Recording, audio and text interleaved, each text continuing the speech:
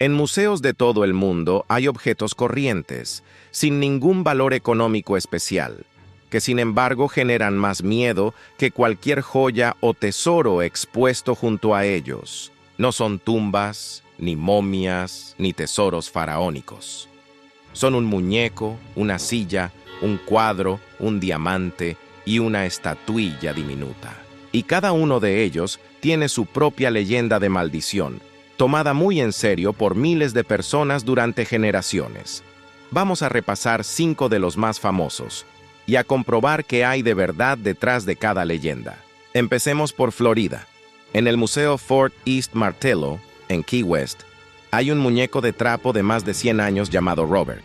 Se lo regalaron en 1906 a un niño llamado Robert Eugene Otto, y según la leyenda familiar, una sirvienta lo hizo con paja, alambre y ropa vieja, después de que la familia la despidiera de malas formas. Desde entonces, vecinos e inquilinos de la casa donde vivió Otto aseguraron oír risas y pasos por la noche y ver al muñeco moverse solo de una habitación a otra.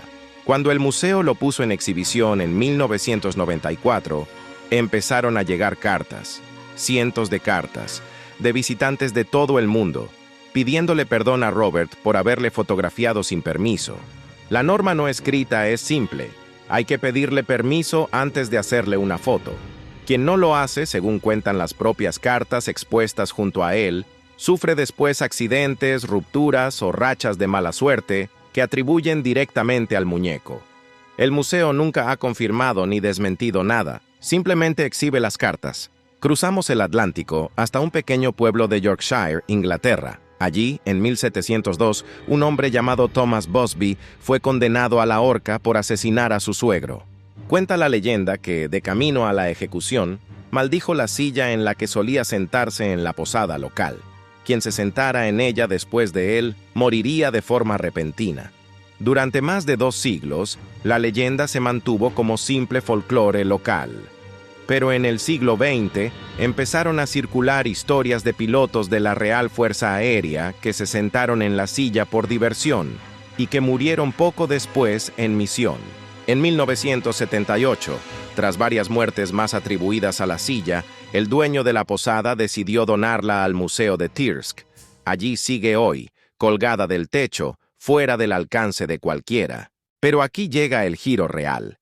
Un historiador especializado en muebles antiguos examinó la silla con detalle y descubrió que sus patas estaban torneadas a máquina, una técnica que no existía en 1702.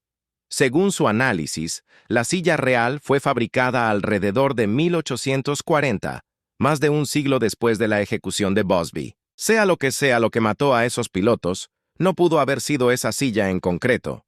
Volvemos a Inglaterra.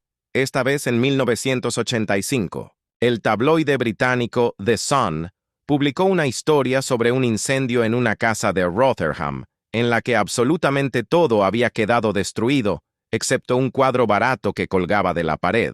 El retrato de un niño llorando, obra de un pintor conocido como Bragolin.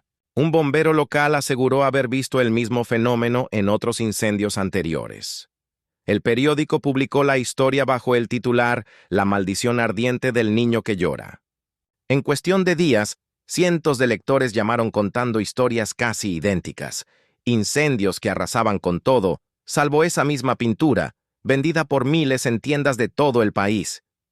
La presión pública fue tal que, en Halloween de ese mismo año, el propio periódico organizó una quema masiva de cientos de copias del cuadro, para, según ellos, romper la maldición de una vez por todas. Nunca se demostró ningún vínculo real entre el cuadro y los incendios. Lo que sí se sabe es que estas láminas baratas se imprimían sobre un tipo de tablero tratado, más resistente al fuego que la madera o el papel normal de un marco, lo que podría explicar, sin ninguna necesidad de maldición, por qué a veces sobrevivían mejor que el resto de la habitación.